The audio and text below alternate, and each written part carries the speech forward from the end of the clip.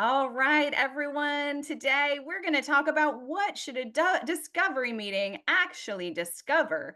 We absolutely know that sitting down and having conversations with people is key, but sometimes we are not making an ask. Sometimes we are asking questions and listening for keys. And today we're going to unpack sort of the purpose behind discovery meetings. What are some of those key questions we should be asking? And how can we hone our listening skills so that we can take that information and have some great next steps with our prospects? So, with that, I want to hand it over to Jenna to get us started today. Thanks, Marty. Congratulations to everybody on the call. What a fantastic Friday. You all are a really tough act to follow.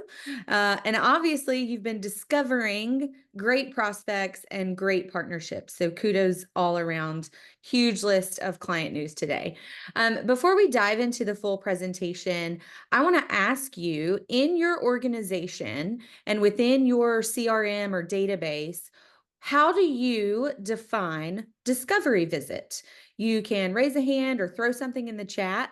I have learned over the years working with different teams in different shops, we all carry our own little unique definitions and descriptions of the types of moves management steps that we do, right?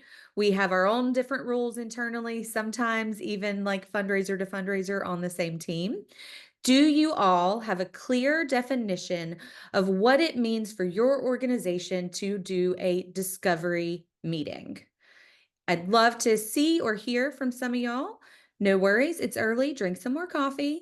Um, for me, I think that it is important that we define these sort of things, just like we define what constitutes a major gift at our organization, right? We have to define each of our steps in the moves management process so that there's consistency and clarity as we're working through and building relationships. So let's set some parameters. For me, a first visit with a brand new prospect who's never given to our organization. That's clear. Awesome. Yes. First intentional relationship building meeting. It's scheduled, it's focused, it's not an ask. Thank you, Fantasy Playhouse. Love that. Initial visit to uncover if there's interest in making a major gift sometime in the next 2 years. Karen, awesome. Love it. Ooh, Faye, you only note the meeting by date. That's okay. That's okay. Everybody's database is different. I think that as you're, depending on the size of your team and your fundraising staff, as well as the size of your donor pipeline, it's important to really be indicating what step your prospects are at in that donor cultivation life cycle. I think it's important because then you can be really intentional about your time and how you're allocating to different pockets of your pipeline as well. Let's see, no specific definition. Lisa, awesome. So for me, again, there are sort of three ways that I tend to look at it. That first visit, they're a new prospect. Maybe they came in from a volunteer or a fundraiser. It's a brand new discovery to our organization. They've never given before. That's easy. It's very clear. What about a visit with a former donor who's been lapsed? Typically, I would classify a donor that has given in the past but has been lapsed and unengaged, disengaged for 3 or more years. I would call that a discovery because, as we've seen with retention rates and recapture rates, you're essentially starting from scratch. Your organization, your staff, your leadership may have completely turned over since they last engaged with your organization. They're basically a brand new prospect at that point. What about a visit with a volunteer, a grateful patient, a grateful family member who's familiar to your organization, but they have never made a gift before? Again, from a development perspective, I would call this discovery. You know some things about them, you know a little about their connection to the organization, but you don't know about their philanthropic passions and goals yet. And that's what we're going to discover in this visit. Trish, go ahead and kick us to the next slide. As a reminder, during or following discovery, you also need to qualify the prospect. Several of you joined us on a previous forum this year. I think Michaela led. We can share that video with you guys again. It's all about qualification. Again, depending on the size of your pipeline and your team, you're going to want to qualify that donor after discovery to determine whose portfolio they land on. Or are they major gift ready? Are they maybe need to start out in some cultivation through annual giving first? Where do they land on our donor pipeline? Okay.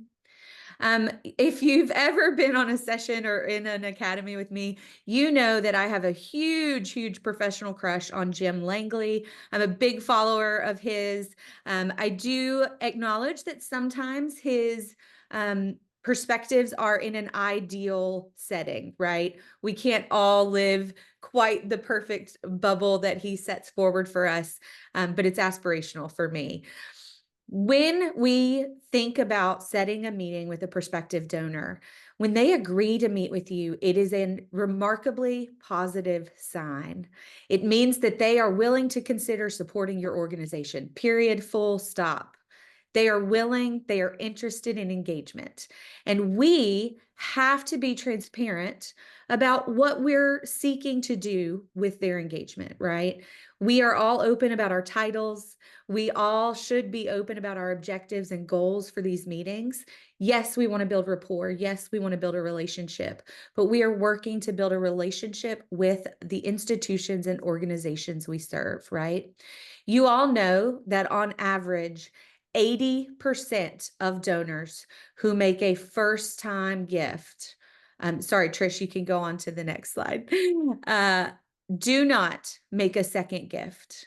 Again, 80% of our first time donors never renew. That means, first and foremost, that we are constantly identifying new donor prospects. We have to constantly work discovery into our week and our calendar for the year. But it also means that we need to be building sustainable funding partnerships. It's our job not to make every interaction transactional. It's our job to cultivate donors, again, with that focus on transparency and building a genuine organizational relationship. They aren't there to be friends with me. I'm super fun and I'm great over coffee, but they aren't there to be friends with me, right? They want to get to know the organization, and it is my job to facilitate that connection and relationship so that they can genuinely come along and be a partner. According to Jim, if you've played it straight, if you've been transparent, your first donor meeting should really be about finding out why they took the meeting. What's their history? Why do they care about your organization? What's their affinity or connection? And how does the mission appeal to them in a way that is going to drive a philanthropic decision? Okay. So we want to turn this discovery into a qualified prospect, and then we want to move them through that donor pipeline in a meaningful and efficient way. Go on to the next slide. All right. I think it is so important to set some goals for your discovery meeting. Now, this does not mean you've spent an hour of research and you have a bullet point list of descriptions and details about your person. Because I don't want to go to a meeting with you where you're like reading facts about me off of a cue card. I want to have a conversation. I do believe it's important to walk into the meeting with some clear goals about what I hope to discover. Rachel Muir is a national nonprofit leader, speaker. She often contributes to lots of articles, and she's featured on TV and all sorts of stuff. She's a great model for planning your discovery visit. And you set 3 simple statements. After this visit, the donor will feel what? The donor will know what, and I will know what about the donor prospect. 3 goals. Make it simple. Have those in your mind before you go into the conversation. Make sure that if you've had a connector assist you in setting this visit, you might know a little bit of background on that prospect, right? You might know if there are any key areas of interest that you're going to want to ask them about, or key history with the organization. But again, taking a bullet point list of facts about your prospect. I see you played soccer in college. Tell me about that. That's awkward. That's weird, right? It's not a normal first visit. Having simple and strategic preparation for the discovery visit is going to help you keep focused. It's also going to encourage you to do some intentional listening. You are not going to deep dive into their background or the research data your team has pulled on them, but you want to get to know them in the context of your organization and your organizational priorities, right? That's what we're listening for. Where do we connect?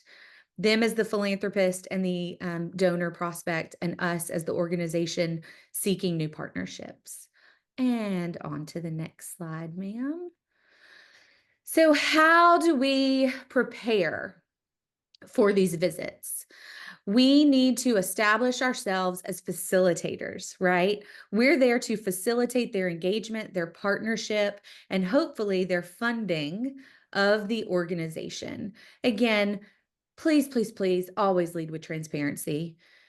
Don't hide the goal for the meeting. Don't hide behind a vague title, right? We are fundraisers. We do good work. We should be proud of the work that we do. It is an honorable profession, okay?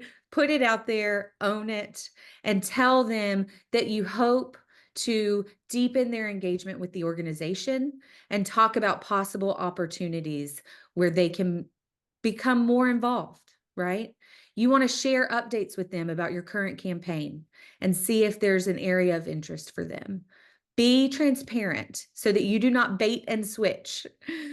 There's a lot of open language that we can use in our communications as we set discovery visits. Here are a few examples from Jim Langley. Again, things that you can say as you're setting that visit, things that you can use to let them know that you're there to be their facilitator. Say in your own words, I'm here to learn what's important to you. I'm listening for a match between your interests and our service goals, right?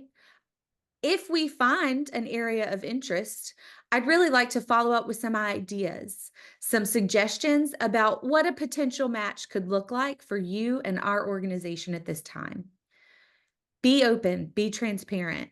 Put the idea in their mind early on that we want their feedback, their input, their participation in meeting our mission and vision, right? It's okay to say, I'm going to offer some ways for you to learn more about this project. I want you to learn more about Tar Wars. Can I set up a tour for you to visit one of our sessions at a local elementary school? Bringing them into the life of the organization is a very clear cultivation step and a great way to deepen that engagement while you continue to discover the best fit for them within your organization. Now, I'm going to kick it over to Marty so she can talk to you a little bit more about cultivation within discovery. Thank you, Jenna. Yes, trust is so important, right? Cultivating trust in the discovery process. We're trying to establish a new relationship, right?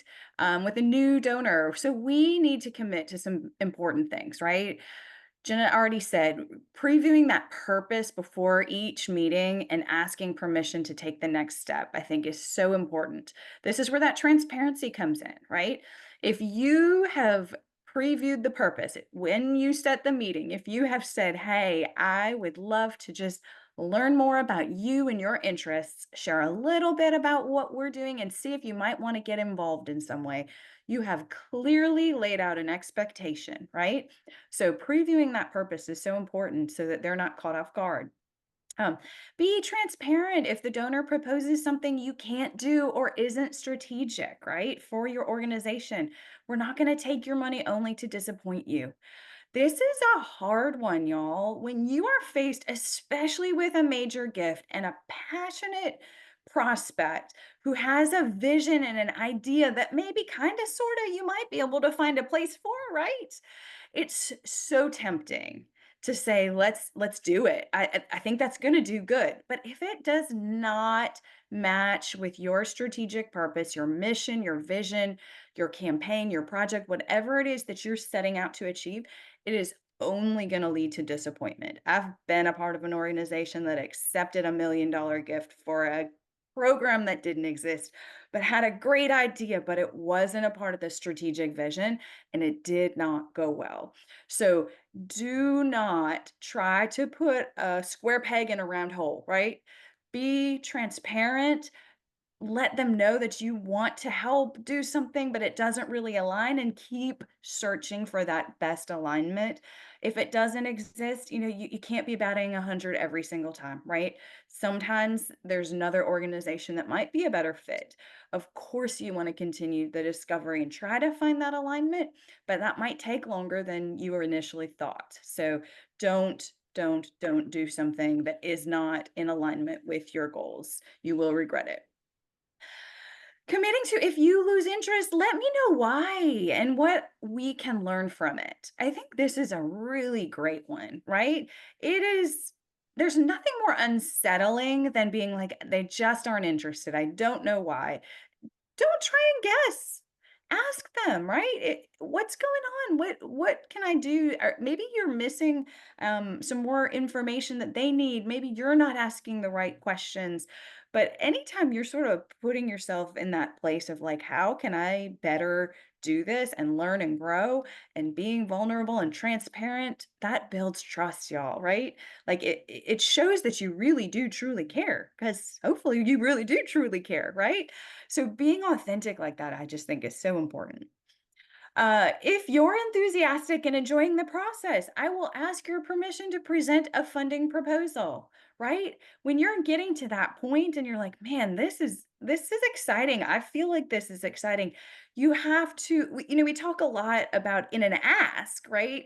We're gonna connect, we're gonna cultivate, we're gonna close. Sometimes in a discovery call, basically, that close is asking for that next step.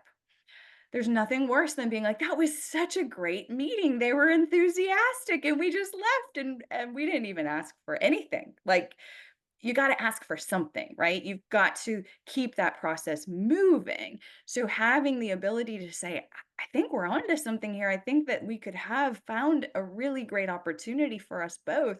And I would love to put a proposal together for you, or I'd love to invite you to something, whatever that next step is. That is how you move beyond the discovery and into where the magic happens, right? Next slide, please, Trish. Thank you. All right, so these are great ideas, but how do I actually implement this in a conversation, right? This can be really awkward, right? I mean, I don't know. How do we do this? Okay. Again, being transparent about your role, purpose for the meeting. Don't try and bait and switch. There's nothing worse, right? Like, hey, anyone that says, I'm not going to ask you for money, like, just don't say that. Why would you say that? Why would you basically cut your opportunity off, right? That is my biggest pet peeve. Don't say it. You can lead every direction to say, "Hey, this meeting is about us learning about your passions, me sharing about the organization." But you should foreshadow a little bit, even if your intent is, I'm not asking for money in this meeting, because guess what? Sometimes people are busy, they're ready to be asked, and you actually need to go there. So don't limit yourself, right? Be transparent. Don't try to hide it. Don't try to trick them. That's not going to help anyone, right? Don't immediately start grilling them about giving habits, right? That's where we get back to that. It feels transactional, right? Don't ask them a million questions that are very clearly on your question list. Ask them leading questions. Don't ask those yes and no questions. Ask open-ended questions that can get them talking. This just comes down to really being able to engage and connect with people, and thinking about what are the things I can do to talk less and listen more, right?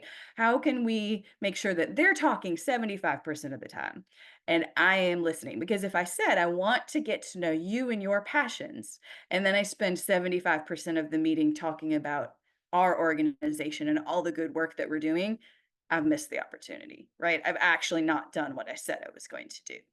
So, what are some of those questions that you can ask? I'd love to ask people to drop their favorite questions in the chat. I'm going to throw a few out here while you're doing that. But, like, what do you love about what you do for a living? How about that, right? Instead of just what do you do for a living, what do you love about your work? I know that you do something in this line of work, but I don't really know much about it. People love to talk about themselves, their work, their purpose, right? Um, What do you like to do outside of the office? What are your hobbies? What do you do for fun? Like, get to know them on a real level, right? What are you passionate about? What gets you excited? If it's someone in business, what are your organization's philanthropic priorities? It's a very good question to ask. I'm not seeing any ideas coming into the chat. I'll be happy to keep throwing some more out, but I'd love to hear the types of questions y'all are asking. What warms your heart and what breaks your heart? I love that. That's so perfect. Faye, you can ask that brilliantly.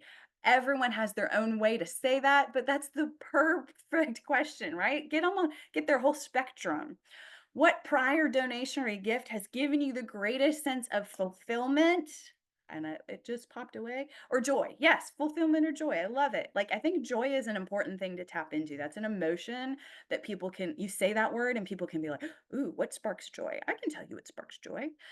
How did you become interested in our organization? I love this one, right? If you ask that and they say, well, my friend Bob is your, chair of your board of directors, and you didn't even know that connection. Whoa, ding, ding, ding, ding, right? That's a great one. Let's see, what kinds of initiatives has your company supported in the past, right? Ask for past behaviors that will indicate future opportunities. Let's see, if it's someone who gave before, I always want to know if what they pictured happened with the gift they made. Like, that it what good did it create? Yes, I love that. Very, very love that. If we could do anything to better serve our patients, what would that look like to you? Help them, invite them to dream with y'all, guys. I love it. Get their ideas, hear what that is. Help us think about how we can support your interests and need for connection. Oh, I love that. Everyone has a need to connect. How can we help fulfill that for them? I think the theme here, y'all, is you first. The organization and the needs and what we have going on, that's next. You first. What drives you? Relational fundraising is intended to be donor centric and we focus on them. All right. Post meeting follow up sets the tone for an ongoing relationship, right? Follow up if they requested materials or if you thought of a link that you could send them a video. That video we showed today that Faye had, like, I hope y'all are using that with your prospects, Kara. Like, what a great opportunity. Always thank them for their time, y'all. Even if you feel like, hey, I'm not sure what that next step is. I didn't do a great job of clarifying what that next step is. Guess what? You always can recover from that, right? Send them a thank you note one way or another. And either reaffirm, hey, this is what we talked about. I'm really looking forward to this. If you missed that opportunity, you can kind of pick up right there and continue that cultivation. Um, get them to be moving forward, right? The discovery meeting, the goal is to move forward. So if we have done our job, we have listened more than we talked, we have focused on their passions, their desires, what makes them tick, and we have come up with ideas in the work that we do and found some sort of a match or a closer alignment. Maybe you were here and you're closer, right? So whatever that next step, hopefully we can bring closer so that we ultimately can eventually get to that ask. Okay, last slide. Really just want your additional questions, suggestions, anything for the good of the order. We're down to 2 minutes and I didn't want to go over. I think I missed one chat. If a prospect participated in an organization study, who are the individuals or businesses the prospect recommended as further referrals? That's a good one. I think, again, what is their connection, guys, right? Um, Any questions? Marty, Yes. Marty, I have a quick question, which is this is a lot about relational initial meetings, but would love to see amplified. And maybe you say it's all the same. Jenna says, Faye, you missed this whole point, which is the relational discussions with mid-level B executive and you're asking for a corporate donation. So you're not at the tippy top, you're still making your way up, you're making your case. Would love those conversations. So what makes your heart break to the person you're meeting with may not resonate with the person that's actually going to make the decision. So would love kind of the little bit more formal discussion, and Jenna might say it's the same, Faye, but I would love that amplified at some point. Thank you. Yeah, I mean, I'm happy to take that one, Faye. I think anytime you're dealing with your closest contact within an organization, but maybe not the decision maker, you want to tap into their emotional side just so that they get bought in, right? So some of it is the same, but I think that's where the what is your business's philanthropic priorities? What are you focused on? Do you have them? Do you know if they exist? And how do you make decisions? I think those are the two most important questions, probably with that mid-level person. Again, you hopefully are building that relationship to connect with them as being your internal champion, right? So there's still a lot of this that is the same, but then furthering that with organizationally, what protocols do you have? What priorities do you have? Who has to get involved? Can you make that introduction? Can we together go and talk about your involvement personally? That helps. So great, thank Yeah. you. Any other questions? Recommendations for having them say yes to a visit. Yes, well, I think this is obviously a whole nother conversation, but I will say this. I think that was Karen. You know, I think the key to having the yes to a visit always comes down to making sure that the person who knows them best is the person who is asking for the visit. So if you have zero relationship and you are trying to go sit down, that is a cold call, right? If you have someone within your network, whether it is a volunteer, a board member, a staff member, someone who is better connected to this individual than you should be asking them to set the meeting for you because it is a lot harder for people to say no to sitting down to something if it's someone they already know. That's where I'll leave that for today. Again, obviously a bigger topic to unpack, but I hope that helps. Any additional questions for the good of the order so that I can align future ask with your interest areas and roll with your organization? Tell me more about. I love that. Great one, Matthew. Yes. Wonderful. Well, again, super exciting topic. Thanks all for engaging. I think y'all had some great questions, great ideas, and I hope this helps your discovery process. Hope it gets you sitting down and more comfortable with these meetings with people because hopefully you are spending more time talking with people and listening to their passions, right?